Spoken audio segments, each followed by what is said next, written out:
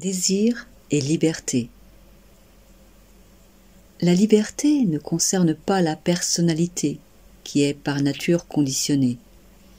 Les choix et préférences sont fonction du contenu de la mémoire. La liberté d'agir n'est pas la vraie liberté. Elle se réfère au confort de l'absence d'obstacles rencontré par la personnalité qui cherche l'accomplissement de ses désirs.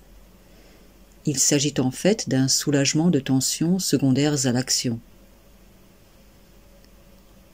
Lorsqu'il est clairement vu qu'il n'existe nulle liberté dans l'assouvissement des désirs et des choix conditionnés, la quête du sens de la liberté amène à plonger plus profondément en soi.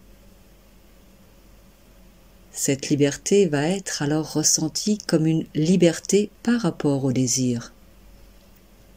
L'assouvissement du désir amène à l'éveil d'un état de non-désir. C'est le non-désir qui est le moteur du désir. Les instants de calme et de tranquillité qui suivent l'assouvissement d'un désir sont en fait ce qui est recherché. On peut ainsi dire que le désir conduit au non-désir et que le non-désir est l'objet ultime du désir. Le non-désir signifie que l'être est établi dans sa propre source. Il se sait autonomie. Que les circonstances évoluent dans un sens ou dans l'autre ne remet pas en cause ce savoir-être.